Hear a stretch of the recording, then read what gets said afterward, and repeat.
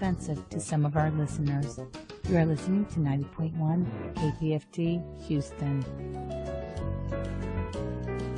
Good evening and welcome to Her Sex, Her Health. I'm Dr. Alexandra Simotas. For those of you just joining us for the very first time, this is your medical call-in show. I am a board-certified obstetrician gynecologist, and during this 1 hour, I'm going to be taking your calls live on the air. This is a special segment of Her Sex, Her Health.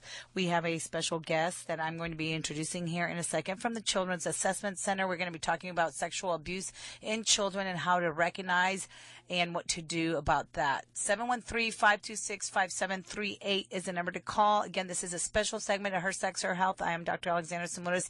My guest is going to be from the Children's Assessment Center, Comay Freeman, and I'm going to be telling you a little bit about her here in a second. But first, as always, I want to thank those of you who continue to support KPFT and allow us to be commercial-free and listener-sponsored. First of all, I want to say hi to my mom, my biggest cheerleader out there. Hi, Ma. I know you're listening, as you always do, and I love you. And I want to begin by saying thank you to those of you during our last fund drive that made this show and KPFT such a huge success. Thank you so much to Dennis, who came in before our fund drive and donated on behalf of a wonderful young lady, Scarlett, 11 years old. Thank you so much, Dennis, for donating on behalf of Scarlett. And then that was followed by Tammy with a very generous donation, along with Melody. Thank you so much for that. Nick the Greek came in to close that very first segment with a very generous donation. Thank you so much, Nick the Greek. And then Melissa, during the second week, came in and donated on behalf of Ella, who I have delivered years ago. So that was such a special gift to get to know that she is actually listening and that Ella is one of my babies that I brought into the world. So thank you so much, Melissa, for listening and for contributing to KPFT. And then Bob, the carpet cleaner, thank you so much, with a generous donation coming in during that second week. Bob, the carpet cleaner. Dr. Jaffe, and that's Saeed Jaffe, that is our gastroenterologist, frequent guest on KPFT, coming in with a generous donation. He has his own show, remember, on Saturdays from 10 to 12 on Asian Station 106.1. So thank you so much, Dr. Jaffe, not only for contributing to these segments, but also filling in for me during my emergency. One of them was last week. And for those of you that listened and tuned in, you realize that I had to run and do an emergency surgery. So thank you for your patience. Thank you so much to our very first time donor, Michael, coming in with a very generous donation. We always love to have first time donors joining KPFT, the family where you get to be an active listener and not just a passive listener on KPFT. Thank you so much to Christine. Christine's going to be the person that answers your phone call when you call 713-526-5738. Christine is also engineering for us tonight. And thank you so much to Harrison Kumi for helping us out, as well as Bob. But Christine, thank you so much for, not only does she donate, but her whole entire family donates to KPFT. And then a very huge, generous thank you for this generous donation from Catherine, which is very much appreciated. So thank you so much to Catherine. And then to Robin, Jennifer, and Scott coming in during that third week. Thank you so much. And to Carmen for closing out our week really strong. And Dennis for Nico in Galveston, and Deborah. And then finally, I can't forget, after Fund Drive, we had a phone call from the Woodlands. Our good friend Danette came in to donate like she always does. So thank you so much to our listeners out there. Again, Dennis donated on behalf of Scarlett, Tammy, Melody, Nick the Greek, Melissa donating on behalf of Ella, Bob the carpet cleaner, Dr. Jaffe, Michael, Christine, Catherine, Jennifer, Robin, Scott, Carmen, Dennis, for Nico in Galveston, Deborah, and Danette. You're listening to Her Sex, Her Health. I'm Dr. Alexandra Simotas, and thank you so much. Welcome to our special segment of Her Sex, Her Health. We are here live in our Houston studio, and my special guest today is Comay Freeman. She is a national board certified counselor with over 10 years of experience in the mental health field. She is also a licensed professional counselor here in Texas and holds a master's degree in clinical psychology from the Chicago School of Professional Psychology. She has specialized training in both the treatment of child trauma and play therapy. Comay currently works as a therapist at the Harris County Children's Assessment Center, that's CAC, where she sees survivors, siblings, and non-offending caregivers. She is also the co-author of the Standing for and Achieving Youth Empowerment curriculum, which has was created to teach at-risk children the essential knowledge needed to protect themselves from sex trafficking. Komen often offers regular prevention training to children at risk of sex trafficking. It is such a great honor, Ms. Freeman, for you to be on our show. Thank you so much for coming.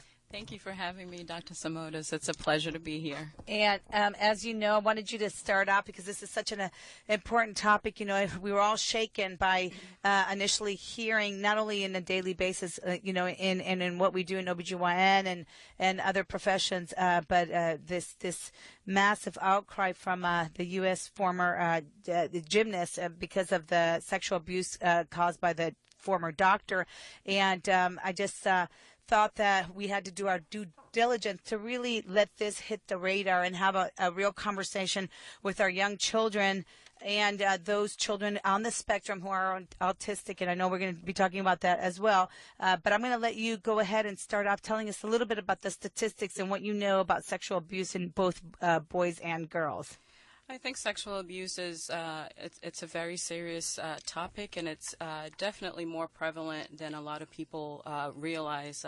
I think the statistics says that 1 in 6 boys are sexually abused, and 1 in 4 girls are sexually abused. And 93% of the perpetrators are people that are known to the victims. 93%. 93% of the perpetrators are people that are known to the victims. A lot of times, parents teach kids about, you know, the big bad stranger.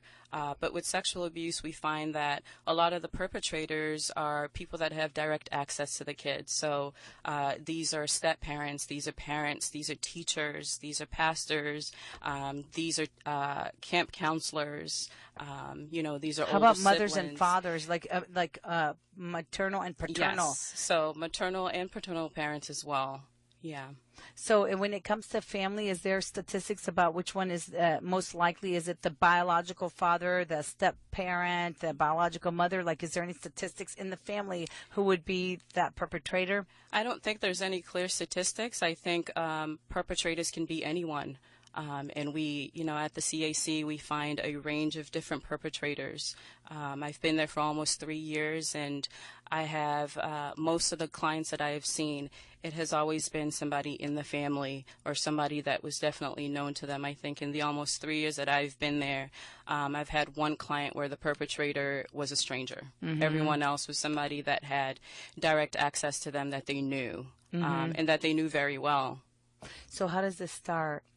I think definitely there are signs out there that parents really need to be aware of. I think sexual abuse sex in general is a topic that's really hard for parents to talk about. So sexual abuse it's on a different level, and people get really uncomfortable to talk about it. But it's really important to talk about and to know the signs, because it's something that's happening every day. And there's a great risk out there for our children. And I think the signs can be physical, the signs can be behavioral, and the signs can be emotional.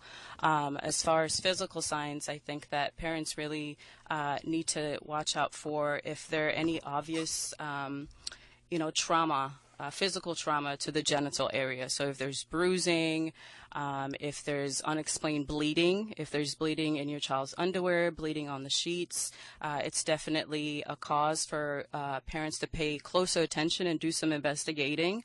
It may not be sexual abuse, but it's definitely something that needs to be, some attention needs to be paid to, because it could be sexual abuse. I want to take it back a step before that happens. What are the signs before you get to the point where something physical has happened? What are those signs? So some of those signs can be, I think in our field, it's called grooming. Right. So this term grooming refers to when an adult is paying particular attention to a child. Mm-hmm. Lots of attention to that child. They may be, buying them gifts, going out of the way to give them candy, give them money, take them places.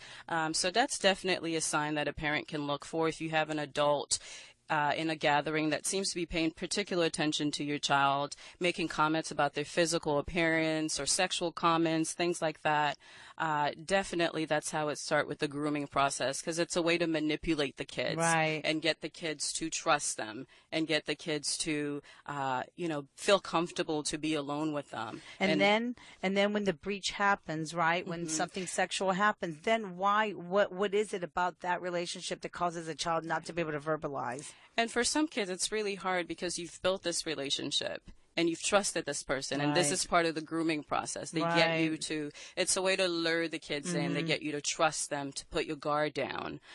So when that happens, especially if this person has been buying you all these great gifts and Right. showing you this attention, a lot of kids feel, they feel bad to question Right. that person Right. or to report it. And then in a lot of instances, too, the perpetrators threaten the kids. Right. If you tell, you're going to get in trouble. Right. You've done something wrong. Right. That's very important to put yeah. that guilt on the victim, right? I wanna get because, like you said, it's somebody that you know. So then, where do you draw the line when you have parents that, for cultural reasons, kiss their kids on the lips? So you have the dad that kisses their, 7, 8-year-old daughter on the lips, or you have that parent that, likes to sleep with their child, right? Like, where do you draw the line, or how do you have that conversation so that this becomes something that is safe for the child? Because my instinct would be to live out loud and to say, oh, hey, by the way, you can sleep with your dad, but he's not supposed to touch your private parts. Yeah. Right? I mean, isn't that a conversation that should be said out loud? Definitely. I think in having a conversation with your children about sexual abuse, you need to In be the direct. open, you need to be open. right, in front of everybody, You right? need to be honest. Yeah, Um, because a lot of this, even when you look at the studies of what happened with this doctor that's so appalling, and all these doctors that do, not only doctors, but like you said, priests and everybody, it's like people are living, they have a secret, right? Yes. And so and yet you hear that, you're worried about it backfiring, right? Like, don't introduce things to children, but I guess my instinct would be to say, hey, by the way, if anybody touches you down there, even if it's your dad, you need to let me know, right? And I think that's the fear that a lot of parents have. If I talk about it, I'm introducing something. But the earlier that you start this conversation, the better. I think it's best to start it as young as, when the children have words. Right. Because it's a way of empowering your children. The more you know, the better. Right. You need to have, and it's not a one-time conversation. It's something that's going to be, that a parent is going to need to do often. Right. Because the risk is out there and the risk is great. And we need to be able to have conversations with our children and empower them, teach them about boundaries. It's okay for mom and dad to touch you, to give you hugs or to sleep in the same bed or to give you a kiss, but it's not okay for other people to do it. It's okay when you go to the doctor. Some people might need to look at or touch your privates. When you go to the doctor, it's okay for them to do it because mom and dad are in the room, because they I've given permission for the doctor to be able to do that. But then you see what happened with the gymnasts. Some of those gymnasts, Ms. Freeman, and what's appalling is that the parent was there. The parent was paralyzed, right? Because now you're dealing with, these kids have been made it to such a high level now of performance, right? That anything can be at risk. Yeah. That the parents were actually so paralyzed that they're witnessing this and can say nothing. Yeah. I mean, it was appalling, right? It was definitely appalling, and parents need to empower themselves as well, because as parents, we are our children's biggest, advocates, and we need to be able to step up for our children.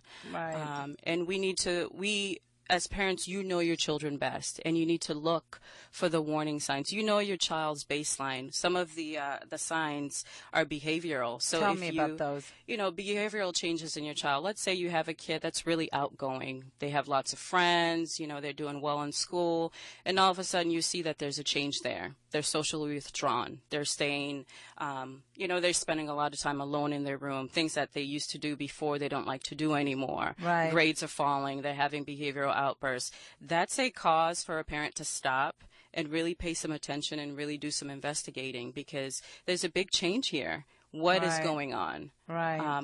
And, with the example that you were talking about in the room with the doctor, we need to be able to read our children's body language when they're around certain people, because there could be a change there too. Right. If a That's child important. seems really uncomfortable around a particular person or in a particular situation, something is going on there. As a parent, that's a time to step up and advocate for your child. I've seen some clients where the sexual abuse took place in the bathroom, and now they have a really hard time going to the bathroom, being alone in the bathroom. And as a parent, if you don't know what's going on, but that's something that's apparent in your child, that's a opportunity to stop and really talk to your child and really figure out what is going on here. So it doesn't matter how small a change is. You know your kid. You know your kid's baseline. So when something is off, it's really important to stop and really try to figure out, what could be going on here, because it could be sexual abuse. Right. For those of you just joining us, you are listening to Her Sex, Her Health. I'm Dr. Alexandra Simotis. This is our special segment. We have Ms. Freeman from the Harris County Children's Assessment Center. She holds a master's degree in clinical psychology from the Chicago School of Professional Psychology. She is a licensed professional counselor. We are talking about sexual abuse in children, what are the signs, what to do, and how to identify it. You are listening to Her Sex, Her Health, and this is a live call-in show. We are live broadcasting from our Houston studio, again with Miss Freeman, our guest from the Children's Assessment Center. You are welcome to call in your questions at 713-526-5738, 713-526-5738. I want to go to talking a little bit about children that are on the spectrum that are not verbal, the autistic children. Are there signs about sexual abuse in those children that are different, I guess, than not that the verbal children are going to verbalize, right? Because neither one of them are going to talk I think about it. There's no particular sign that's different. I think they will still exhibit some of the same signs, the physical signs, the behavioral signs, the emotional signs. I think maybe for this group, for the kids that are nonverbal, some of the behavioral signs might be more prevalent. You might see, these kids have more social withdrawal. They may be more avoidant of certain people, of certain places. They may have more behavioral outbursts when they're around certain people or in certain places. And these are all red flags. Back to what I was saying about knowing your children and knowing their baseline. If you see something is off, these are definitely signs and red flags to look out for. I think the big thing here with this particular group of people, group of kids that are on the spectrum, or kids that are nonverbal or have a disability, the sexual abuse in this group is 7 times higher than kids without a disability. So because of that, perpetrators are more likely to target this population because they have a disability, because a lot of perpetrators think, well, they're not going to talk, they're not going to say anything, or if they do report, they're not going to be believed because they have a disability. Where does that abuse happen for autistic children? It can happen anywhere, in the schools, whatever settings that they're in. I don't think it's any different with kids that don't have a disability. I think so it makes it even more critical for this group that parents are, empowering them even more and giving them the knowledge about protecting themselves. Because a lot of times with this group, parents feel that, well, we don't need to teach them about sex or about sexual abuse because they have a disability. No one's going to take advantage of them in that way because of their disability, and that's the complete opposite. That's devastating. Yeah. You're listening to Her Sex, Her Health. I have Ms. Freeman, the Children's Assessment Center. We're talking about sexual abuse in children. I'm going to go straight to Dave. You're at 90.1 KPFT Houston. How can we help you? Good question. Most of your abuse has been around young girls. And I just recently became a grandfather to a young boy. And, are there things we should look for as well? I don't think there's any big difference with the girls or boys, but I think you do make a good point because there are a lot of misconceptions out there about sexual abuse, and a lot of people believe that it only happens to girls, but it definitely happens to boys as well. The statistic shows that 1 in 6 boys are sexually abused. So at the Children's Assessment Center, we do have a mixture of both boys and girls that we see. Yeah. So some of the same signs can be apparent in boys too. I think for boys it's a little bit less because a lot of boys are not, they don't readily come out and make outcries compared to girls. But it's definitely, and it could be possible that it's happening more with boys. They just don't report it as much as girls report it. Okay. But, still just look for weird little signs of change or something. Yeah, so the physical signs that I was talking about, if you see, if there are any trauma to the genital area, some of the behavioral signs, knowing your child and knowing their baseline and watching to see if there are any differences, in your child. Is your grandson in school, Dave? No, he's just on Halloween. He's only 6 months Oh, old. you are such a proactive grandfather. Then this is a good time to bring this up, and I'm going to get to Anonymous here in a second. But my question really is, who's dropping the ball here? Is it the mother and the father or the parent that is too lax? Is it like a grandfather like Dave who's calling, and this child is very little right now, and the child is at the house? How do you prevent it? How do you not even get to that point? Well, that's what I'm asking for. Yeah, how do you prevent it? Do you not let this child in? I don't see the kid every day. Right. But my son and his wife may not know these signs, and somebody needs to identify them, I think. Yeah, I think definitely being aware of the signs and then starting as early as possible with teaching your kids about boundaries, teaching them about good touch, bad touch, teaching them about how to advocate for themselves. I think that perpetrators... So that applies to boys as well as girls. Absolutely, Yes. Dave. Yes, Yeah, and the thing is, I think that Miss Freeman was pointing out too is to educate the caregivers, because they don't know either. Like, if you've never been sexually abused or assaulted and you grow up in a safe environment, your mind may not go there to think, my child may be sexually abused, right? So you're a little bit more maybe lax about it. You do more sleepovers, right? Which I have my own opinion about sleepovers. But Dave, so I think that the most important thing is to educate your children on these things that maybe they didn't get exposed to when they were younger, to make them aware. I mean, my son grew up in a very safe environment, and we never had a discussion like that. But, now that he's 36, he's up on this stuff, but he doesn't know the signs to look for. Right. Yeah. But thank you. Anyway, thank you for taking my call. Thank you. And thank you. I think it's wonderful that you're calling and you're proactive about that. Thank you, Dave. You're welcome. And we're going to go back a little bit to it after I talk to Anonymous. But you are listening to Her Sex, Her Health. And Dave, I'm going to elaborate a little bit more about these, not only the signs, but what to do to prevent it. Because I think that that's just more crucial, is for us to be a little bit more hypervigilant and to not let kids out of your sight. I don't know, that's my opinion, and maybe I'm more paranoid, but I'm going to get your professional opinion here in a second. But you're listening to Her Sex, Her Health. I have Ms. Freeman from the Children's Assessment Center. We're talking about sexual abuse in children, the signs to look for and how to prevent it. 713-526-5738. We are live in our Houston studio. We're going to go straight to Anonymous. You're on 90.1 KPFT Houston. How can we help you? Yeah, hello, ma'am. I have a 12-year-old.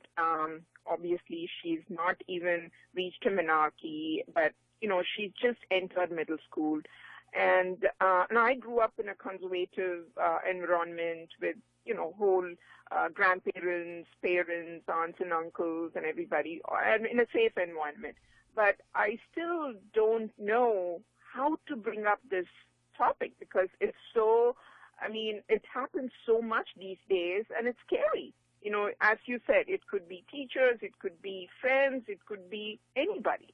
When you say, you got to educate kids, how do you start off? Where do you start off? This is a kid who's not even attained her menarche, but you want to, introduce, this topic about sex. Do they talk about it at school yet? Have they said anything at school about this?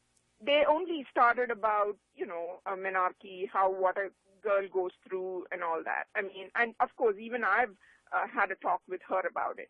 But my fear is, am I going to overdo it? Am I going to tell more about about this? What is less and what is more? That's a good point. I think it's a great question. I think there are a lot of parents that struggle with that. And I think that when it comes to protecting your child, it's never too much. It's never too much. I agree. It's never too much. And you need to start that conversation, and you need to be direct, and you need to be open, and you need to be honest. And you ask the question about, well, how do I get started? And I think, for younger kids, there are lots of literature out there, and you can use books. My favorite book that I use a lot in therapy with some of my clients, it's called My Body Belongs to Me. I love that. There are other books. My Body Belongs to Me. There are other books that you can use, and it's a way to get the conversation started. So you can read these books with your children and use that opportunity to ask questions, use that opportunity to, ask them, what would you do in that situation? Role play with your children, get their opinions on what they've read, or even using the media with some kids that are a little bit older, maybe some of your teens or preteens.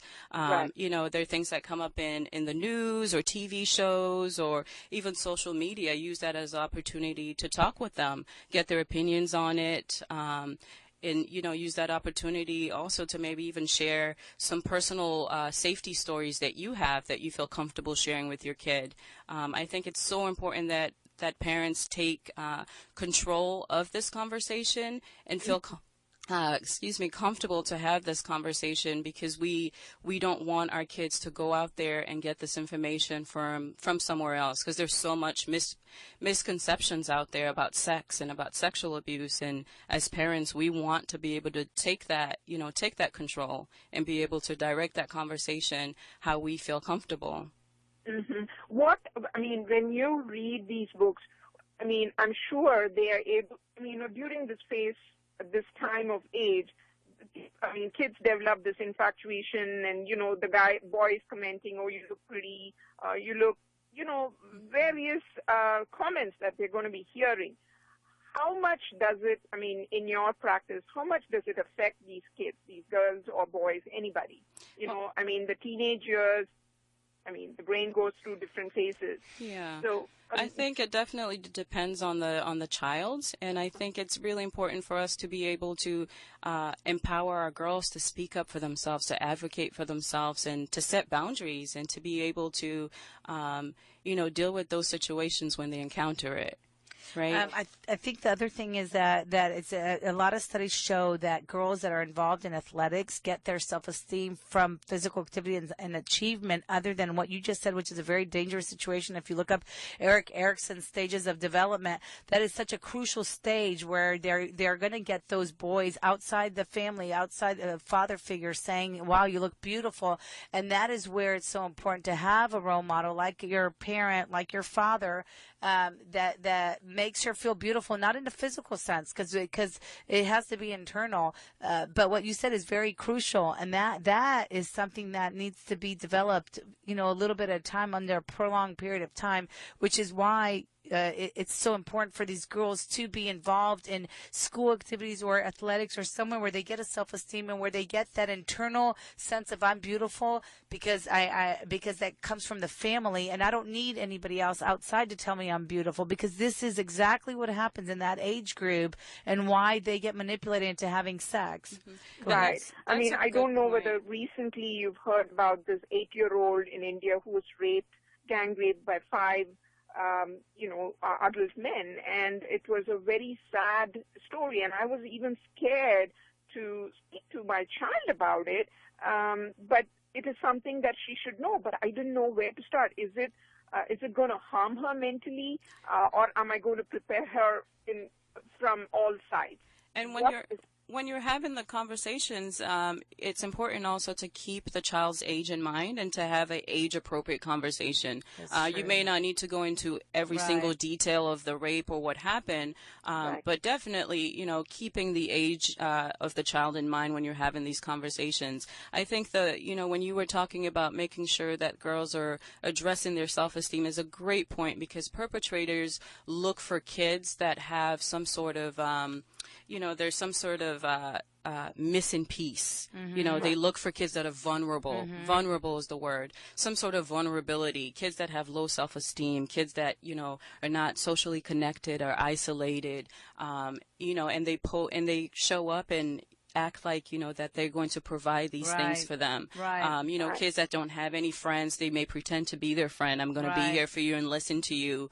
It's a way to kind of manipulate, get them to drop their guard, and then get in there and abuse the kids. And it's an easy way for them to gain access. I've not even sent my daughter for a physical activity because I'm so scared, apart from what she is. I know I'm doing a mistake, but this fear keeps me, oh my God. What physical activity? My time is going to go away from my hand if I let loose, that fear, just because of all this news and the media and what is out there.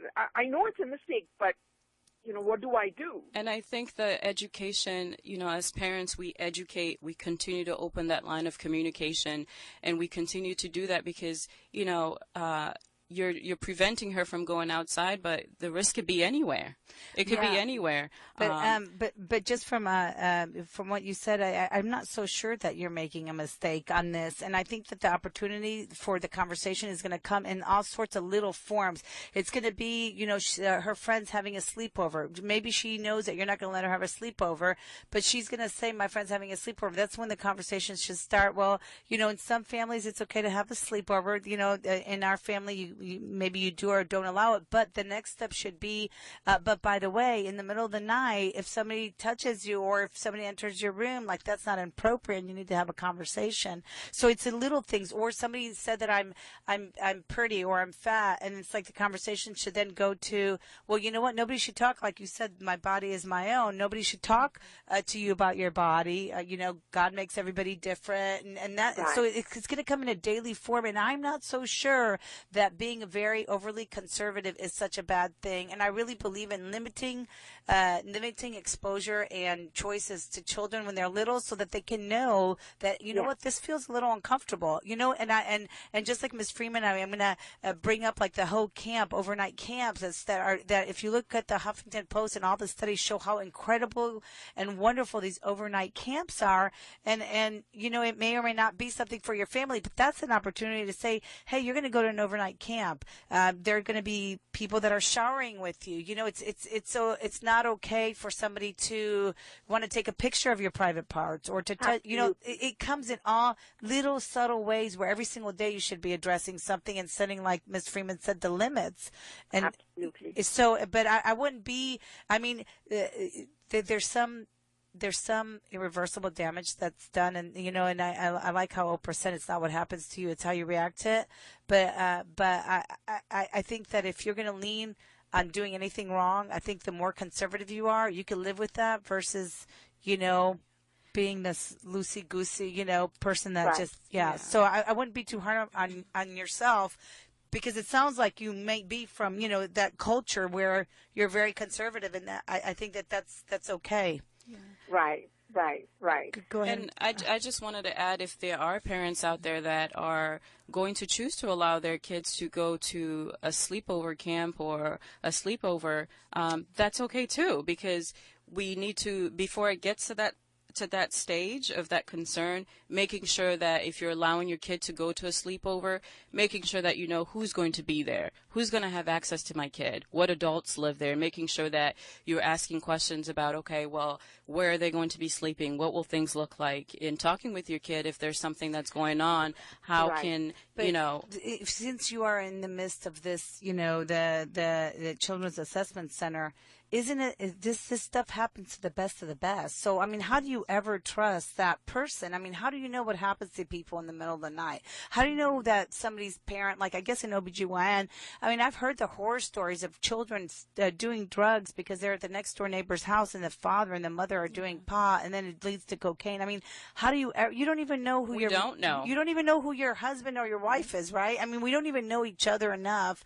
So how do you not be that paranoid Yeah. that you don't, take a chance. We don't know. We can't control every instance, and that's why education is such a big key to all of this. Educating your kids, empowering your kids, and that is something that needs to be done daily. I like that word, Daily. empowering. And yes, I agree. Empowering is a very important aspect. It's like, I think this person's okay, but if that person crosses this boundary where it doesn't feel comfortable, empowering them to, hey, go ahead and make that phone call. I'm not going to be, upset. Giving them the tools and and allowing them to be safe enough to be able to make that call at 2 a.m. and say, I just don't feel comfortable here. Come pick me up. There's something weird going on. I can't put my finger on it, but it just doesn't feel right. Or so and so said something, and there's something abnormal about the way I feel about it, right? And it's also really important as parents to let your children know that no matter what they come and say to you, that they're not going to be in trouble. I think a lot of times kids feel afraid to come and talk to you or report anything because they feel that they're going to be in trouble. And perpetrators use that as a way to keep kids quiet, because when they manipulate and do these horrendous acts to kids, they usually turn it around and say, if you tell your mom, if you say anything, you're going to be in trouble. You did something bad. That's such an important point, and that comes into the whole cultural thing. Since some cultures you're supposed to be a virgin or else you're worthless and you mean nothing, right? And now that you brought that up, that's exactly what happens with sex trafficking. You have sex with this virgin, you videotape her, and then you're like, oh, if you say anything, I'm going to show your parents, they're going to disown you. I mean, look at you now, nobody's going to want you. And it's that needs to be, like Ms. Freeman said, that child needs to feel safe enough to be able to come to you and for you to believe them. Because how many times do you see in the assessment center where the mother doesn't believe the child? We see it all the time, and in a lot of instances, that is more traumatic for kids than the sexual abuse itself. I agree. Because throughout this whole healing process, a lot of the kids, what the most important thing that they need is support. And when your main support doesn't even believe you or trust that it happened, that can be even more traumatic than the actual sexual abuse itself. So it's really important that we are communicating daily to our kids and being available and letting them know, you can come and talk to me about anything, and believing our children. And when they do in fact come and tell us things, to follow through with that and don't punish them, because perpetrators use that to keep kids quiet and to continue to manipulate. Right. Thank you so much. So you mentioned My Body Belongs to Me. Is that the name of the book? It is the name of the book, My Body Belongs to Me. And then there is It's My Body and Loving Touches. That's by Lori Freeman. I'm blanking out on the author for the other one, but if you go on Amazon and type in My Body Belongs to Me, it should pop right up. I like that. Okay. Sure. Thank you so much. Thank you No for that problem. call. I appreciate it. You're listening to Her Sex, Her Health. I'm Dr. Alexandra Simonis. This is a special edition. We are live in our Houston studio with Ms. Freeman, who is from the Harris County Children's Assessment Center. She is a licensed professional counselor, has a master's degree in clinical psychology, and we are talking about trauma in children, sexual abuse, sexual trauma in children, how to identify it and how to prevent it. Is there a time, Ms. Freeman, and I'm sorry, and the number to call is 713-526-5738. We are taking your calls, so give us a call. Ms. Freeman's here to answer your question. She is from the from the Harris County Children's Assessment Center. 713-526-5738. You are welcome to call anonymously. It is not a problem. 713-526-5738. Our guest is Ms. Freeman. She is a licensed professional counselor. Is there a time where you don't believe the child, where the child then that that fear of, okay, I'm leading, did somebody touch your private part, and then that they're like, yeah, Johnny did, and Johnny's like 7 years old, or right? So is there a time where you don't believe them, or did your dad touch you, and then the answer is yes when it didn't happen? I think that there's never a time that you don't believe the child. If a child comes up to you and say, I've been touched in a way that made me feel uncomfortable, you always believe the child.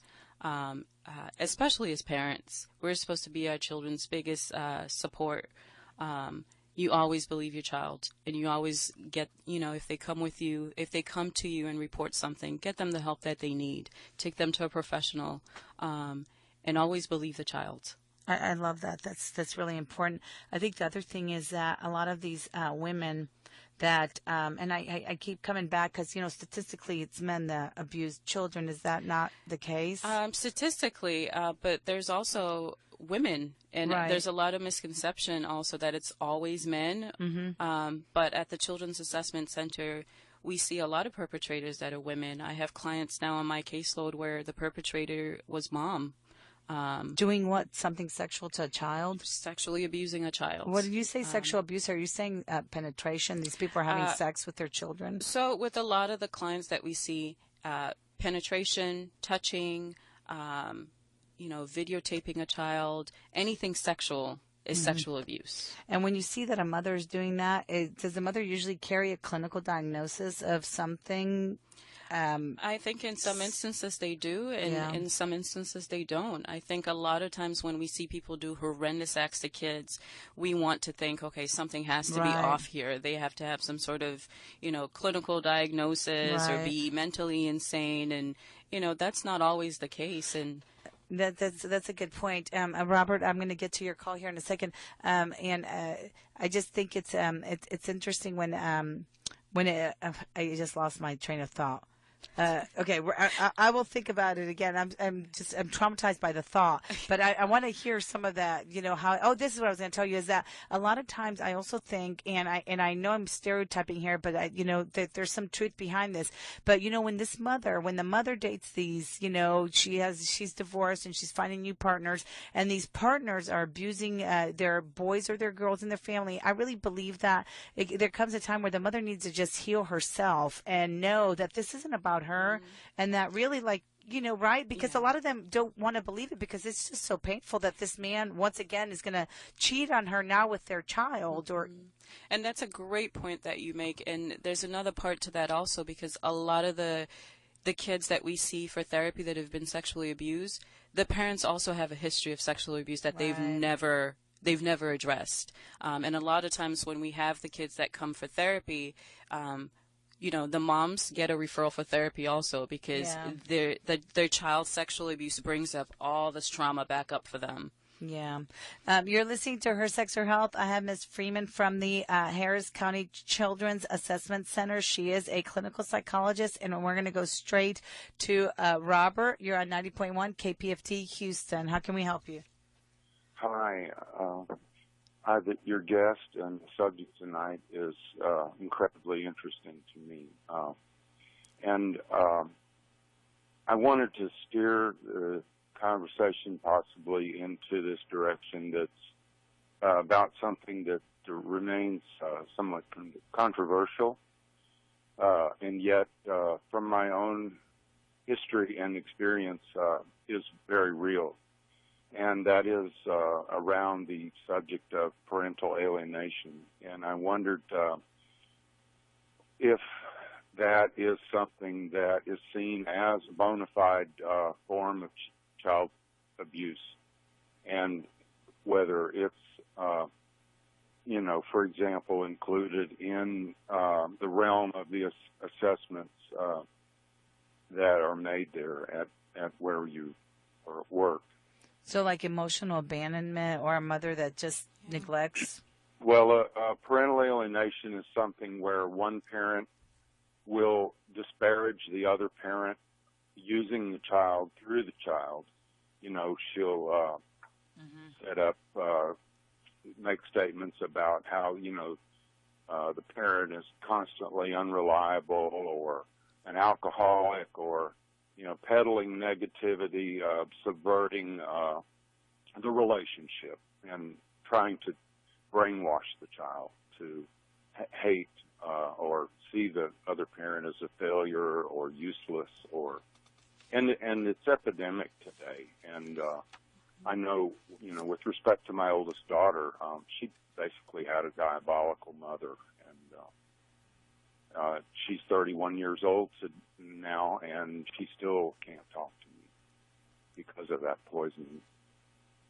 And there were false allegations involved that were used and employed to help her mother regain custody of her. Yeah, it's definitely a tragic situation, and it tends to be on the rise now. at the Children's Assessment Center, we deal mostly with sexual abuse. So if there is a these type of things are employed, and so I guess more generally I could have asked the question of the subject of false allegations. Yeah, It's a form of grooming almost. Yeah, so if there's a false allegation of sexual abuse, that definitely gets kind of worked out in the courts. We definitely, if a child comes in, false allegation or not, they still get treated. They still receive therapy. As therapists there, it's not our place to determine whether or not the allegations are true or not. We're there to assess the child and to treat the child. So we tend to stay out of the... Go ahead, Don't sir. you submit... Aren't you affiliated with the courts, though, and submit reports to... If we do get subpoenaed, where there would be a court proceeding over custody or some such. If our records get subpoenaed or we ourselves get subpoenaed, we get permission from the parent that has custody, and we do submit our records, or we do show up and give testimony. But with our work, our main focus is the treatment of the sexual abuse. Our main focus is the treatment of the child. Well, how knowledgeable and skilled is your staff on the area of parental alienation? Is that something that y'all have? It's not something that we focus on particularly. Our main focus is sexual abuse. Well, I would hope that you would see that as something that would help you comprehend the children that you're dealing with, and maybe put more emphasis on that, because it's very insidious, and it's real. Yeah, that's a good point. Misperceived, entirely misperceived, and the relationship with my daughter, and probably a portion of her life has been destroyed because of the negligence and the outright rejection of that whole realm by an interest group here in Houston. Thank you very much. Thank you, Robert. I Thank appreciate you.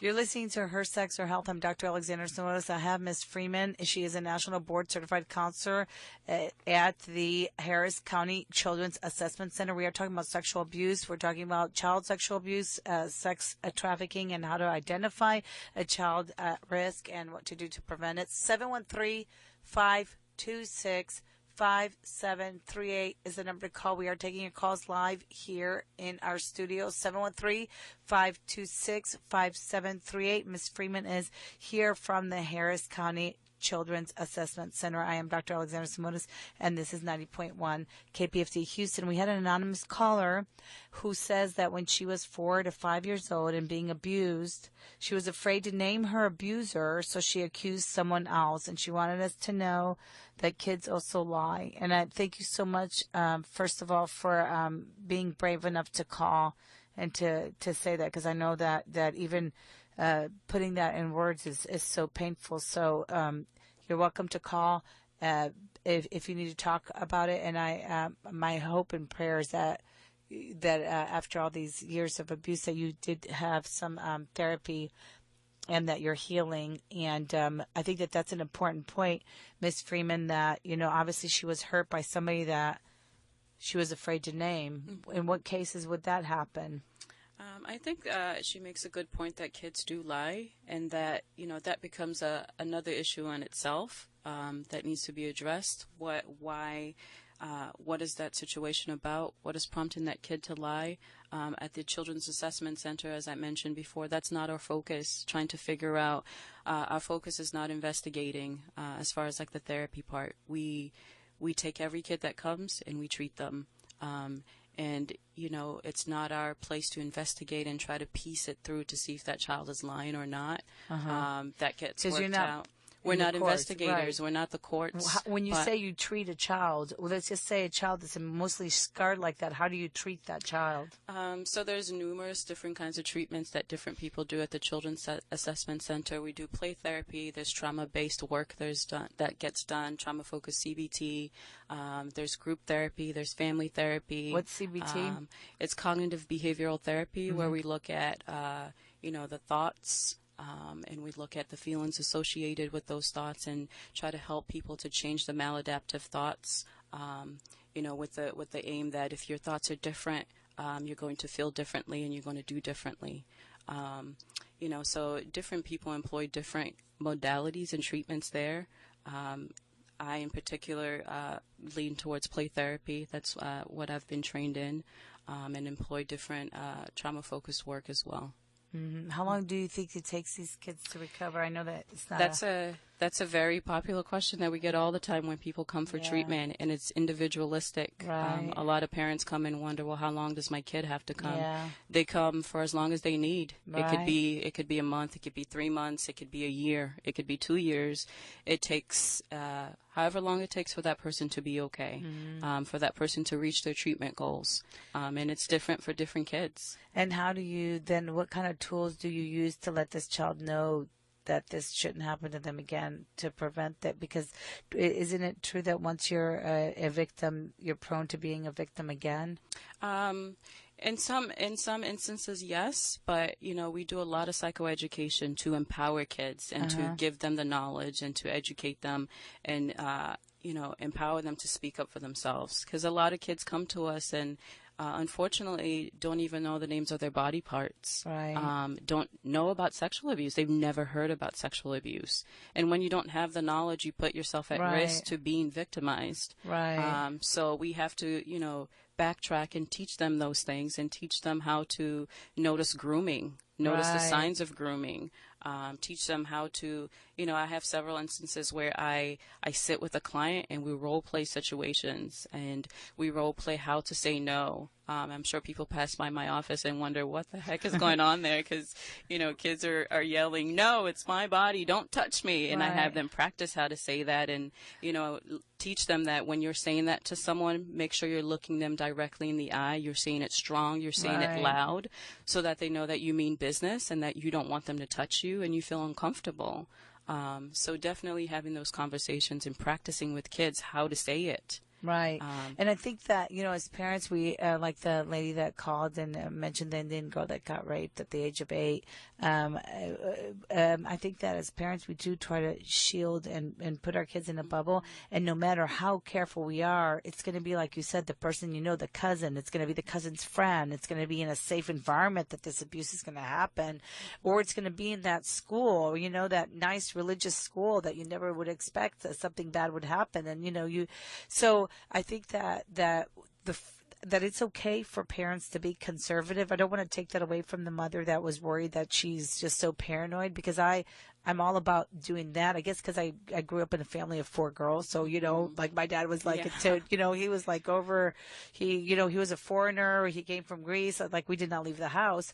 I don't regret not being exposed. I think that when you limit the exposure, then later you're able to make better choices because you have those tools to empower you because you're older and like Eric Erickson's stages of development. It's like you do develop better and that's one thing. And then the second one though is that you are in these really safe environments and like you said, have the conversation of saying, this is my body, and it starts from the parents because unfortunately they were victimized or they never had that conversation, right? Because I don't remember our parents talking to us about sexual abuse back in the day. Yeah. And I think it starts off from just living out loud and just letting it out there and being like, I don't care if it's your dad or the priest or if it's, God, nobody needs to touch you down there, And if mom is comfortable and open with having those conversations, it makes the kid comfortable to come to you, to tell you when something like that is happening. Right. So, which is such a hard job as a parent because it's like we have to resolve our own issues. Like you mentioned,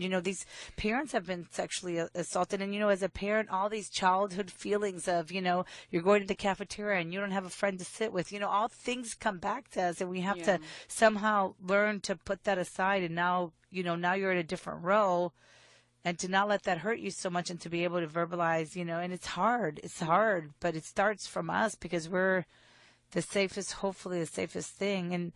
And that's why I don't, it's not, I could see why these parents are from divorced backgrounds, they're divorced and they're looking for somebody new, and they're vulnerable. And then that person comes in, and I have so many patients that have told me horror stories about how their boyfriends have sexually molested their daughters or their kids. And the other thing that was real disturbing to me is that they use different forms of words for things. So I had somebody years ago telling me that the man was using a different word for his penis. So the mother didn't understand what this 3-year-old child was trying to tell her. Yeah. You see, I mean, it's just, it's psychologically damaging in so many, different forms. Of course, then he ended up going to jail, and they did convict him. But it's that too, that they have to be aware, right? Do you see that in your assessment center, that it's not black and white? Like, it's not. It's not, and that's why education is such a big key in all of this, because we can't control for everything. Right. We can't. So really teaching and really having conversations as early as possible. We have clients that are 18 months. Yeah. 2-year-olds, 3-year-olds, at that age, you don't think anything like that could ever happen to them. So it's not, I don't need to worry about that conversation till later. No, we need to start having those conversations as soon as our kids have words, right? And in an age appropriate way, of course, right. Making sure that our kids have the right names for body parts. And, a lot of parents have like these cutesy names for it, but making sure that your son or your daughter knows your penis is your penis. Right. And your vagina is your vagina. Why is that important? Called. I think it's really important because, if you're a 3-year-old and you know that name, that's really off-putting to a perpetrator. Right. Oh, that kid knows. Like, I don't want to mess with that one. That one has some knowledge. Right. They go after people that think, that they think is vulnerable, that they're lacking in some way. And then also, if they've been touched on their vagina and they come to you and tell you and they use that word, you're going to take it more serious. If they come to you and use like a cutesy name, you have no idea what this 3-year-old is talking about. So you're more apt to kind of dismiss her, like, oh, okay, well, maybe it didn't happen. You don't really know what you're talking about. Right. But if she comes to you and say, Mr. So-and-so and Mrs. So-and-so touched my vagina, your barrier, your red flag is going to be up. I like that. You're going to be, more apt to help that kid. How do we reach out to, is it to your center? Like, if there's a mom out there, she's suspicious, she doesn't know what to do, what do you tell her? Where does she go? Definitely. Because she doesn't want to go to CPS to take her child away from her. Mm-hmm. So what does she do? Definitely the Children's Assessment Center, reaching out to the Children's Assessment Center. Do parents lose their children that way? I think that's a big fear that parents have. And, I think that CPS is not out to remove children.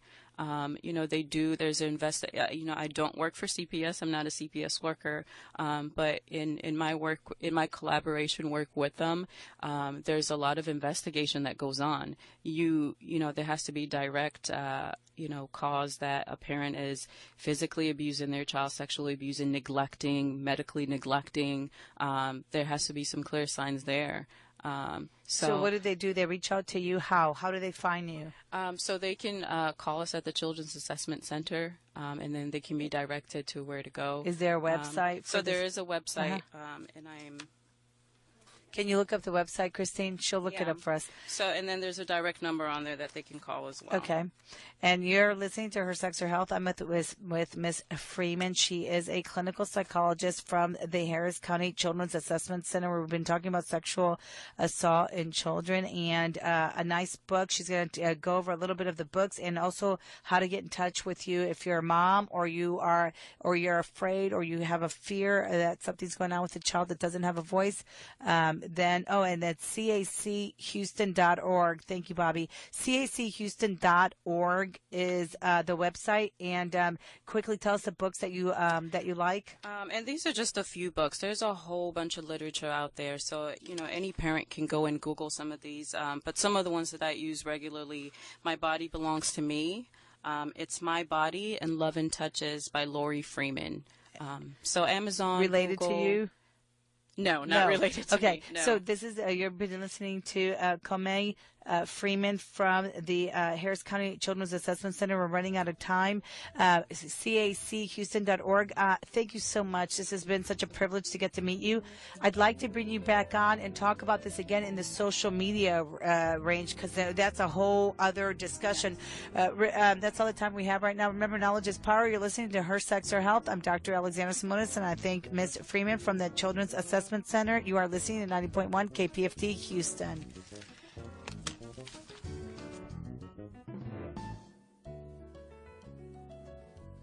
Get even more from your KPFT listening experience by checking out our HD2 stream. New and improved. Get acquainted with our revamped weekly schedule now at kpft.org. Fear not, nationally syndicated favorites like Democracy Now!, Ralph Nader Radio Hour, Letters and Politics, and Economic Update remain. And good news, our evening schedule now features more local shows, including a stellar mix of public affairs, music, comedy, and Spanish language programming created and produced right here at KPFT. Don't miss a second on HD2. Mouse on over to kpft.org or on TuneIn Radio today. KPFT, Houston.